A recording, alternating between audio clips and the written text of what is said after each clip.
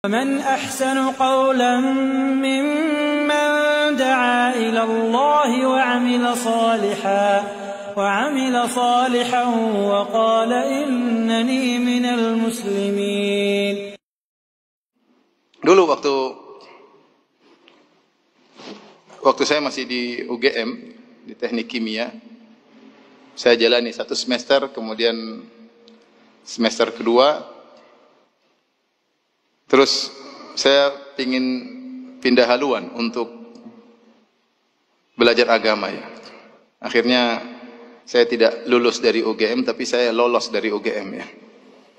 Ketika saya mau lolos, saya minta pendapat dari banyak orang. Semua orang melarang, kamu jangan keluar, kamu jangan keluar. Kamu berhasil nanti kalau di UGM, sabar, kamu akan jadi sukses, jadi gini, macam-macam. Semua tidak ada yang mendukung kecuali ibu saya. Kecuali ibu saya. Yang penting bagi saya, ibu mendukung, selesai. Akhirnya ibu bilang, terserah kamu nak. Kalau kamu memang mau pilihanmu itu, silakan. Bismillah, saya keluar.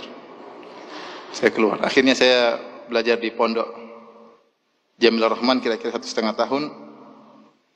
Kemudian setelah itu saya diterima di Madinah.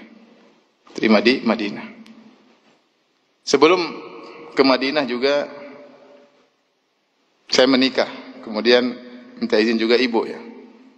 Tafadhal, silakan menikah. Kemudian saya berangkat ke Madinah. Jadi dia bukan seorang wanita yang ahli ibadah, bukan seorang wanita yang rajin puasa sunnah, tidak. Tetapi saya yakin doa orang tua sangat mudah dikabulkan. Karena tidak ada orang yang tulus mendoakan kita seperti orang tua kita. Ya, seperti orang tua kita. Akhirnya saya kuliah sampai akhirnya selesai S1, kemudian ada pendaftaran S2 waktu itu. Pendaftaran S2 masuk Qismul Aqidah. Ketika itu ada isu, dikatakan kepada saya, Firanda, kamu jangan masuk situ. Kenapa? Yang diterima cuma 3 orang. Akhirnya saya bilang, teman-teman bilang, teman-teman orang-orang Arab bilang, Firanda, kamu jangan daftar situ. Yang terima cuma 3 orang. Saya bilang, tenang aja. Yang terima 3 orang, saya nomor 3 insya Allah. Kamu gaya sekali, tenang aja. Saya dalam hati, saya punya ibu yang akan mendoakan saya. Saya punya senjata yang paling kuat.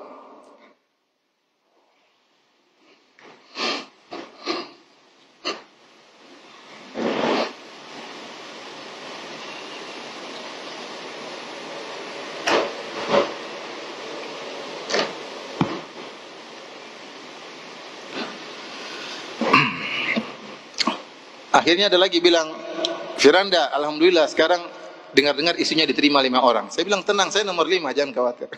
Jadi mereka, teman-teman saya tambah jengkel. Kamu sombong banget, tenang aja, saya nomor 5. Akhirnya benar, waktu ujian, hari pas mau ujian, pagi-pagi di sana, jam sebelumnya, saya telepon ibu ya. Saya telepon ibu, sholat malam, saya bangunkan.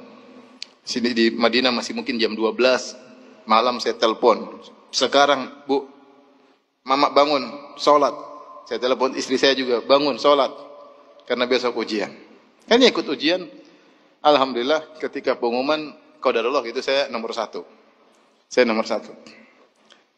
Setelah itu, kita terima 18 orang. Dari 18 orang ini, atau 20 orang, saya lupa, harus tes lagi Quran. Yang terima rata-rata IP-nya 5. Kira-kira di Madinah IP-nya 5. Saya IP cuma, saya lupa 4,8 kalau nggak salah. Teman-teman saya banyak IP-nya 5 ketika itu. Kalau nggak salah berapa hari kemudian ujian Quran. Ujian berikutnya. Wah, ujiannya susah. Rata-rata teman-teman menyetor 30 juz. Saya cuma ngambil kadar minimal 5 juz. Saya nggak punya banyak hafalan. Kamu Firanda berapa 5 juz? Oke. Kita hadir. Yang menguji pakai e-call, kemudian tegang, satu orang ditanya, mengerikan, saya lihat dari luar, mengerikan nih, gimana saya bisa jawab atau tidak. Jadi kondisinya menegangkan. Akhirnya saya telepon ibu lagi, saya punya senjata. Mak, sekarang mak berdoa. Sekarang. Anda lagi, saya bilang nama saya Anda lagi ujian. Kenapa Anda? Sekarang lagi doa. Mama sekarang berdoa ya, sekarang mak. Terus saya matikan. Mama saya berdoa, mungkin sekitar 5 menit, ada syekh lewat. Firanda, kamu ngapain sini? Ujian Quran. Mana? Sudah, kamu sama saya aja sini. Akhirnya cuma surat Al-Baqarah ya. Akhirnya saya diterima. Ini maksud saya doa orang tua itu sangat penting. Kemudian ketika saya selesai S2, ada pendaftaran S3. Saya sudah capek belajar ya. Antum juga mungkin capek belajar ya. Saya sudah capek belajar. Tiap hari ujian, saya nggak mau. Saya mau uji orang, masih uji terus, saya nggak mau. Akhirnya saya bilang sama istri saya, yang saya cintai, saya bilang, sayang, kayaknya Abi udah nggak mau kuliah lagi, nggak mau lanjut. Capek belajar terus. Jadi saya menangis. Masih pingin tinggal di Madinah. Udah capek, udah pulang aja kita di Indonesia udah. Kita dakwah udah capek, belajar disuruh belajar ini, belajar capek. Istri saya akhirnya nurut ya, sudah, dia pulang. Tapi ada mama, saya harus bilang dulu, Mak, saya bilang nama saya Anda ya, Mak, Anda mau pulang. Kenapa? Gak lanjut, enggak, capek Mak, belajar capek. Kata mama saya, kata ibu saya, sudah, Anda masuk aja ujian. Pokoknya masuk aja ujian. Terima nggak terima, masuk ujian. Kalau nggak terima pulang. Sudah, akhirnya saya masuk ujian dengan kurang persiapan. Karena memang saya niatnya mau pulang. Karena melaksanakan nasihat orang tua, akhirnya saya masuk ujian. Waktu itu ujian sekitar ada 80 orang atau 100 orang, saya lupa. Dari berbagai kota di Arab Saudi. Mereka datang ke Universitas Madinah untuk masuk ke S3. Karena diterima 10 orang. Diterima 10 orang. Saya masuk itu ujian 3 jam. Kalau saya lupa, coba tanya Ustaz Abdul Roy, saya lupa. Waktu itu saya ujian bareng Ustaz Abdul Roy, masuk S2 ke S3. Hafizahullah Ta'ala. Kemudian ujian mungkin baru sejam, saya sudah keluar. Teman-teman sampai tank masih minta tambah waktu. 3 jam mereka masih kurang waktu. 1 jam saya sudah keluar. Saya keluar, 2 hari kemudian, 3 hari saya agak lupa, ditelepon. Firanda Ta'al. Kenapa Syekh? Kamu diterima. Lah, kok bisa? Saya datang. Saya tahu saya nggak bisa jawab. Yang penting saya jalankan perintah orang tua. Kemudian saya dipanggil ujian. Saya tidak persiapan. S3 minimal 10 juz. Kalau mau masuk minimal 10 juz. Waduh. Itu besoknya. Jadi hari itu saya dengar. Besoknya harus datang. Hari itu saya murojaah. Murojaah. Cuma dapat 9 juz. Nah, karena lupa. Saya memang tidak ada persiapan untuk ini. Jadi saya cuma bisa 9 juz. Saya sampai tiba di tempat ujian. Saya bilang, saya sudah murojaah dari kemarin cuma 9 juz. Kamu hafal Maryam Kahfi enggak? Hafal, itu 1 juz katanya. Pas 10 juz. Jadi banyak hal-hal yang sulit yang saya hadapi. Tapi saya punya senjata doa orang tua. Ketika orang tua saya sudah 2 hari tidak ada, baru saya merasa agak berat. Ada permasalahan-permasalahan yang saya hadapi seperti berat. Karena senjata andalan saya sudah tidak ada. Rahimahumullah. Oleh karenanya, ikhwan, mumpung masih punya orang tua, ya, berbakti kepada mereka sebakti-baktinya ya.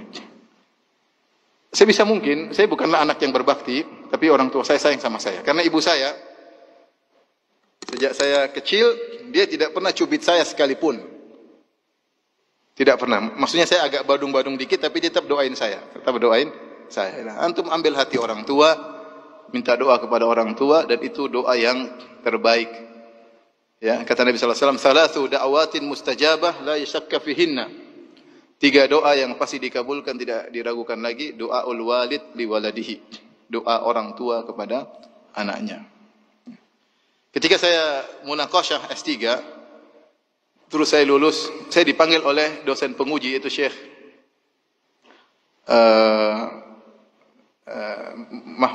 Muhammad Qadah, Syekh Mahmud Al-Qadah. Dia orang aslinya dari Kedah, dari Malaysia, tapi dia belajar di Madinah sampai mengambil profesor dan dia punya kedudukan tinggi di Universitas Madinah. Maka dia panggil saya, dia ingatkan, dia bilang, "Hai Firanda, kamu jangan ujub, kamu jangan sombong, kamu tuh tidak ada apa-apanya, kamu sama dengan yang lainnya, yang lebih pintar dari kamu juga banyak. Tapi menurut saya kamu berhasil karena orang tuamu. Kamu berhasil karena orang tua. Saya pun demikian. Yang lebih pintar daripada saya juga banyak. Tapi alhamdulillah saya dapat posisi ini karena berkat apa? Orang tua. Satu yang saya sesalkan, dia sampaikan sambil menangis. Satu yang saya sesalkan, saya dulu malu-malu minta doa sama orang tua. Ya, ketika orang tua saya meninggal baru saya sesalkan hal tersebut. Jadi antum jangan lupa kalau mau kemana, telepon orang tua. Minta doa apa? Orang tua. Berusaha hidup ini membuat orang tua berbahagia. Kalau ibu lihat antum, ibu senang. Jangan lihat antum ibu mukanya kusut, jangan ya. Karena antum memang bermasalah. Jadi sehingga kalau antum dilihat ibu jadi kusut, bapak ngelihat antum jadi jengkel ya. Kok bisa ada anak seperti ini ya? Oleh karenanya ini yang pertama, jangan lupa mau sukses apapun di dunia maupun akhirat, jangan lupa untuk berbakti kepada orang tua. Saya punya teman di Jakarta, dia kerja, dia bilang sama saya, Ustaz, saya kerja sehari mungkin cuma sebulan cuma 3 jam kalau di total kerja saya. Cuma telepon saja, telepon sini. Dia bilang suatu hari, sebabnya dia dapat kemudahan seperti suatu hari, ibunya punya hutang dan lagi ditagih-tagih. Dan dia waktu itu sudah nabung uang selama setahun kalau tidak salah 15 juta. Ibunya sedang ditagih-tagih. Akhirnya ibunya bilang sama dia, akhirnya dia bayar 12 juta. Uang dia 15, semua tabungan dia 15 bertahun-tahun, ibunya butuh 12. Akhirnya dia bayar, tapi dia bilang sama ibunya, Mak, atau Bu, coba cek lagi masih ada utang yang lain enggak? Masih ada enggak? Ibunya bilang, cek, ternyata masih ada, Nak. Masih ada 3 juta lagi. Pas 15 juta.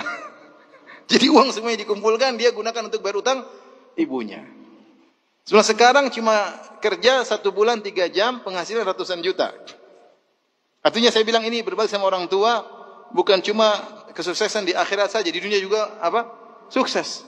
Jadi berusaha menjadi seorang yang soleh, berbakti kepada orang tua, dan saya insya Allah berhasil dunia dan akhirat ya. Berhasil dunia dan akhirat. Jadi dan masih banyak contoh-contoh yang lain yang ya saya lihat teman-teman saya, teman-teman dekat yang saya itu persis mereka sukses gara-gara mereka berbakti kepada orang tua. Apakah mereka seorang dai, apakah mereka seorang pejabat, apakah mereka seorang pegawai, apakah mereka seorang bisnismen, mereka berhasil karena orang tua. Jadi sekali lagi jangan pernah pelit sama orang tua. Kalau orang tua pelit sama antum dulu, antum tidak akan sehat seperti ini. Ya, misalnya orang tua anak lagi sakit, sudah cari dokter yang murahan aja. Kasih susu yang murahan saja. Antum mungkin kurus krempeng kecil. Ya, tapi ternyata antum masya Allah kuat, segar. Berarti orang tua dulu tidak perhitungan. Sampai sebagian orang tua jual sawah, jual ini, jual anu. Karena antum belum jadi orang tua, jadi nggak ngerti ya. Kita udah jadi orang tua, bagaimana sayang kita sama anak-anak luar biasa. Meskipun anak-anak mungkin kurang ngerti.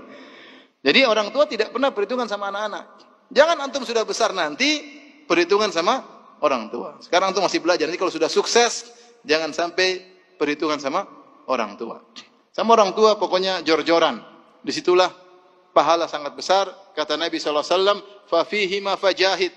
Maka berjihadlah untuk berbakti kepada kedua orang tua. Berbakti kepada kedua orang tua butuh perjuangan. Sampai Nabi mengatakan itu adalah jihad. Perjuangan waktu, perjuangan pikiran, perjuangan perasaan. Apalagi orang tua sudah tua.